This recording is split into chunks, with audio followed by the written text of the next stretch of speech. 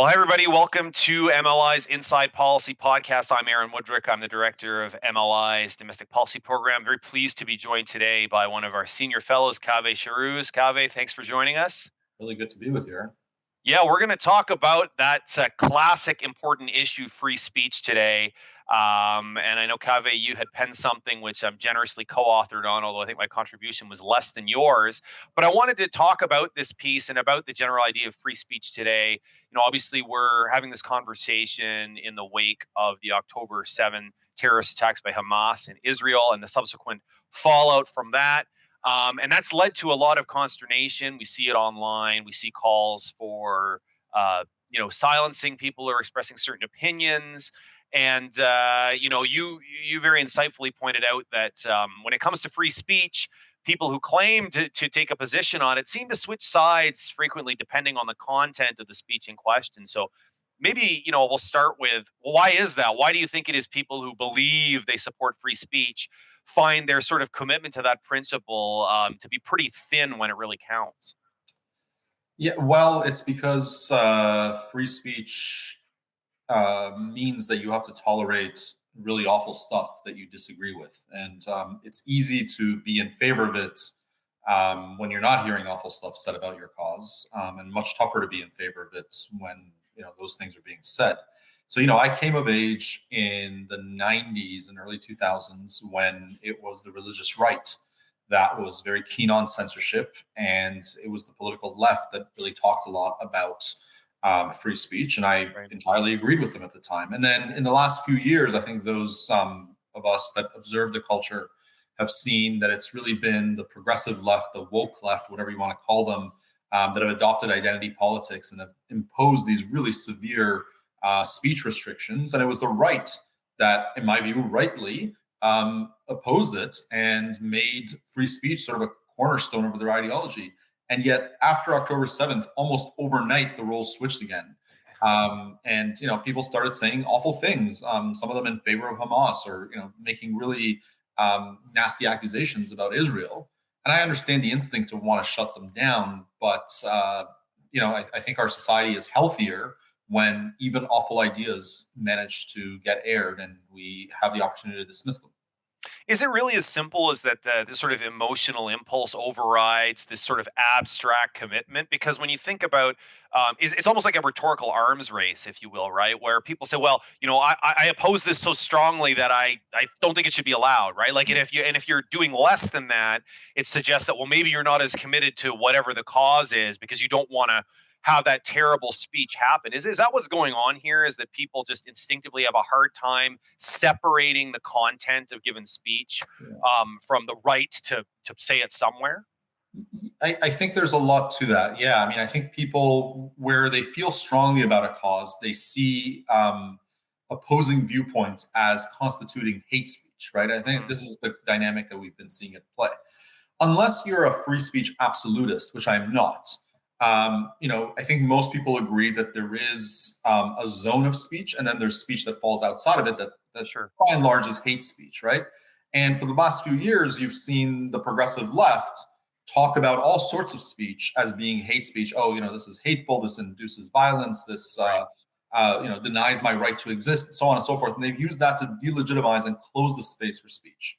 And some people may legitimately have felt like that speech was hate speech, and I would disagree with that.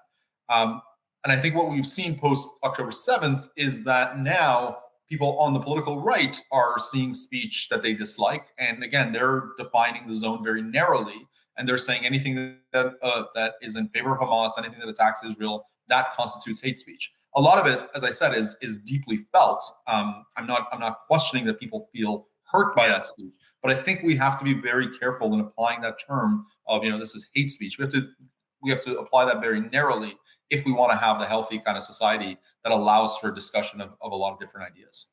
Is part of the problem that it's just fundamentally subjective? Like if you have individuals, for example, on the left, you would say people, people on the right that would say things that would be considered homophobic or transphobic. Is that the individuals in those communities, when they hear certain words, they feel a sense of alarm or danger that's subjective. So to them, that counts as hate speech and shouldn't be allowed. And then conversely, now after October 7th, plenty of Jews who understandably feel that words that might seem innocuous to other people are particularly upsetting and threatening to them as being seen as anti-Semitic. So is the problem that it's just really hard to get inside under other people's heads, and people, even in good faith people who think they support free speech, to them personally, certain speeches seem so threatening that they think it sort of reaches that threshold? I think so. That's my sense of it. I think the problem is, everyone says I oppose hate speech. Well, I mean, except some speech radicals. Sure. But by and large, people will say, I oppose hate speech. The problem is hate speech is often in the eyes of the beholder. Not always. I mean, there's some types of speech where we would recognize it immediately as hate speech. But what we're talking about much of the time are border cases, right? Like margin cases. And people feel very strongly about certain causes, and they see opposition to that as hate. Now, I would argue that supporting Hamas is closer to hate than opposing what the left opposed, which was saying that there are two genders in the world. But that's a personal view on my part. I feel like somebody might be able to, in good faith, make the contrary argument, and I think that's really where the problem stems from. Yeah, and I mean, we talk about hate speech. I mean, it's hard to find people who think that, oh, hate speech is great. I mean, who wants to stand up and say, I love hateful and offensive speech, right? But I think the challenge is separating. And you talked about free speech absolutism. I think even what we would consider absolutists recognize. I mean, the law recognizes incitement to violence is not free speech, libel is not. When we have well established carve outs for these things, but the troubling or the challenge with the word hate is, well, where does something that's insulting and offensive sort of cross the line into, I mean, we obviously don't allow incitement of violence because there's a component of physical violence there.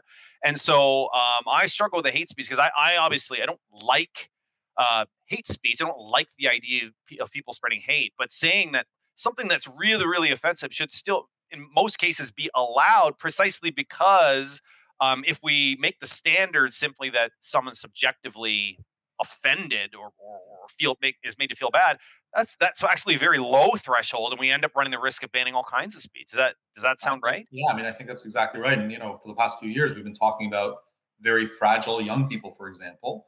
Yeah. The coddling of the American mind. Yep. Folks are familiar with this type of argument, and a lot of it has turned on this exact concept that people, increasingly younger people, are very fragile, and they feel like a lot of what they hear is hate speech. But you can't run a democratic society when everybody's offended all the time, and Yeah. you end up, limiting speech based on people taking offense to things. That's just a recipe for disaster. Yeah, and I think if we keep the line, like violence is a bright line, right? Physical violence is something that we can all agree. No one supports, speech that calls for physical violence. That's a bright line that I don't think really anybody is arguing against. But I think you're right in that because there's been this increasing move towards equating words with violence, and they have the same effect.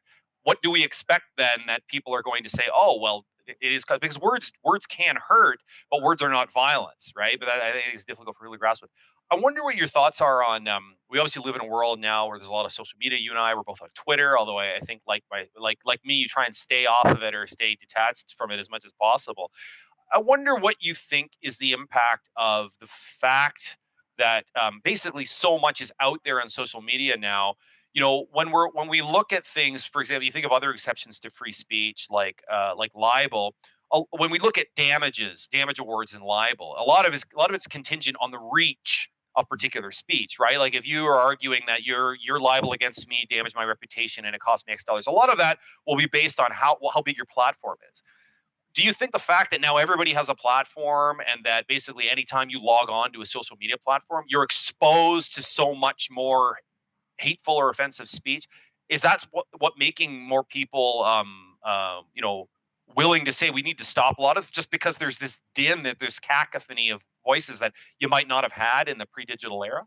Yeah, I mean, I think that has a lot to do with it. I think people are now, it used to be the case, we talk a lot about people being in echo chambers and silos, but I think it used to be the case where you just heard a lot less offensive speech on a day-to-day Yeah. basis. You would read the newspaper and it had been edited and it had been vetted and you weren't exposed to really awful things. Anytime I turn on, I log on to Twitter, despite the fact that the algorithm regrettably just gives me things that it thinks I will like, I'm still exposed to an awful lot of really bad stuff, Yeah. stuff that I disagree with. And if I am fragile, if I am, looking to be offended, then there's a ton of stuff to be offended by. And I think that's probably what's causing people more and more to take this view that we gotta, put a, clamp down on speech that is quote unquote hateful. Right.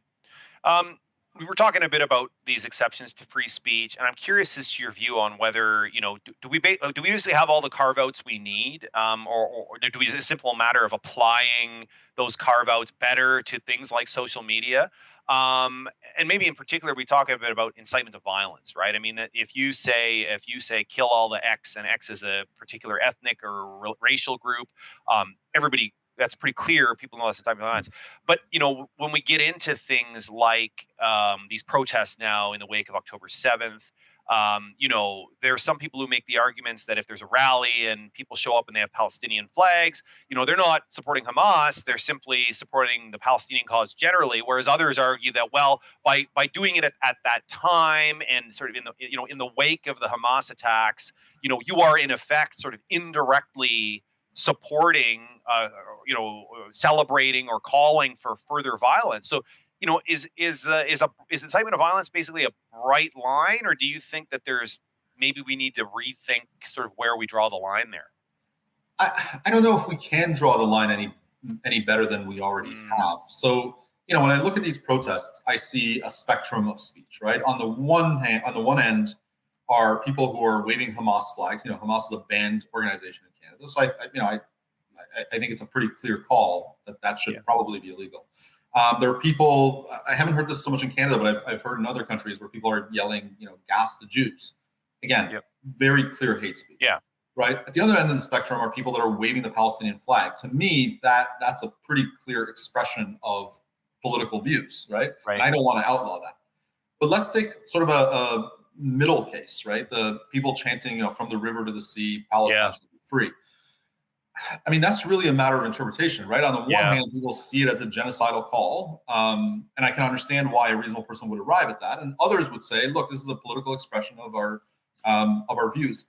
And that, I really struggle with that, but I would prefer, and this is the argument that you and I made in our article, I would prefer that when there are these close calls, when there are these marginal cases, we err on the side of allowing speech, because again, we want to set up our society in a way where more ideas get a hearing as opposed to less. Yeah, and that's consistent, obviously, with criminal law, right? Which has the two elements people will know, right? You need to have guilty mind and guilty act. So, even if you commit the guilty act, it's hard to get inside people's heads. Like if people are singing that song "From the River to the Sea," one way to interpret that is if they intend to sort of wipe out the Israeli nation. Another is that, well, it's actually about Palestine, and we're not saying anything about what happens to the other people who are there. Maybe they're there too. I mean, so I think you're right. Is that even though incitement to violence is it might not capture everything, it's at least a clear objective line. And as you say, if we pick a different line, we're going to get into these cases where there might be this temptation to sort of creep more and more towards censorship rather than the deference. So I mean do you think where do we go from here in terms of free speech? I mean, it's easy for us to call for more. It's very hard at these, particularly emotionally charged times. And nobody wants to seem callous, right? Nobody wants to seem like you don't care about the sort of psychological harm that people are going through. But at the same time, if we abandon our principles at these moments, right, we're not really going to have a leg to stand on at some other time. So, is this something that governments can really address? I mean, is this a cultural problem? Is it a matter of standing our ground? And I think maybe you and I had a small contribution to that by just saying something that we thought needed to be said. Is it a matter of waiting this out? Maybe social media will die off or become less important. What can we do to help reinforce these important norms? Yeah. So first of all, I think, there's that old saying about hard cases make bad law. And I think the corollary to that is, hard situations probably make for bad policy decisions. We should probably not be changing our approach to speech in the midst of this passionate debate right now. Right. But when things die down, I think there's a chance to kind of consider what's happened. My view is that the government should probably not be doing anything different. Like, I think we've got pretty robust protections for speech. We just need to ensure that that we abide by them. But there, as you said, there's a large cultural component to it, and I think people need to understand why free speech is an important value. In fact, I would argue that it's the most important value. Right? It's the corrective to everything else that can go wrong in a society. You can fix anything else so long as you can talk about it, if you can identify it. And so I think people need to understand that. But it's not just a matter of people understanding it. Our institutions also need to understand it, right? Like, we're living in a world where the largest impediment to speech is increasingly not even the government anymore, right? Like, I mean, the government can ban certain types of speech and throw you in jail, and those things are awful, but it does that very rarely. It's really private platforms that can stop you from speaking. Amazon can cut you off from being able to sell your book. Financial companies can cut you off if you say certain things. Like, those are real dangers. And I think what we need is a conversation with these private actors about their role in the public sphere and the fact that they have an important role to play in ensuring that free speech values are protected in our society. And that means, as I said earlier, erring on the side of speech unless there's a very clear reason to ban certain forms of speech. And I think if our business leaders and civil society leaders understand why this is important, we'll be in a better situation as a society. And hopefully this incident post October 7th will have demonstrated to people that these things can switch very quickly. You may have been in favor of or opposed to free speech before, but now you're very much in need of it, or vice versa. Like, both sides of the political debate really need these protections some of the time, and so hopefully our community leaders begin to understand that. Yeah, I want to talk a bit about. We'll get to universities, public institutions in a second, because I think this situation has led to some very interesting sort of reversals on the existence of cancel culture and sort of whether it's consequence culture and whether there should be punishment or sanction for certain kinds of speech on campuses. But I first want to go back to your point about private business. I mean, I wonder if the challenge is maybe a little tougher for them, given that they're operating in a market context. And in a lot of cases, I mean, if you go behind closed doors up the food chain in a lot of these large businesses, they don't want to have anything to do with the culture wars, but they feel that our consumer base is calling upon us to do X, Y, Z, so we need to say something. And so they might very well say, I agree with everything you're saying, but I'm running a business here. I'm not running a university. My commitment to free speech has to come second to my sort of commercial interest. How do we get around that challenge, given that I think it's fair to say a good number of businesses would love nothing more than to stay out of the culture wars, but they feel that they're just kind of ships on the ocean here and there's really not much they can do? That's a great question. I don't know if I have an answer to that, except to say that culturally we need to change our thinking. In the last few years, it's become the norm to expect that businesses will have things to say about politics. Yeah. Right? And I actually think that's a sign of an unhealthy society, right? A healthier society is one where politics doesn't invade every corner of your life, right? But regrettably, in the last few years, we've moved in that direction. I think it's time that we begin to move our business leaders back to say, look, you don't need to put out a statement about every social ill in the world, even if your customers are clamoring for it. And the reason for that is because you're not going to be able to say something every time, and you're bound to miss something. And when you do, your silence is going to be interpreted as speech as well. Yes. So it's probably better to get out of this game entirely. Yeah. And I mean, we are seeing some signs of that pushback, right? Like, you're seeing, I believe there was a bit of a revolt at Netflix, for example, about employees not liking things. And Netflix put out what I thought was a pretty good statement saying, look, you can have your view, but that you don't get to decide like what we do here, right? Like, we can't be driven by these kinds of sort of political lenses on things, and that was with employees. So I think even more so with a consumer base, you can make the argument like there is actually a commercial interest in saying, you could just be known as a business that never talks about politics, and that for people who are sick of politics, that's a welcome breath of fresh air. Because I also agree with you. There are some people that think the problem is that not enough. We don't have enough political education, and people are not tuned in. And I'm of the opposite view. I mean, politics should not be something you have to think about in the vast majority of realms of Absolutely. your life. Yeah. And the problem we have is that it's been seeping into all those things, and we should actually try and put it back in the box if we can. Yeah. But universities, like I said, so this is another interesting case. These are public institutions, right? They don't have to. They get government funding now.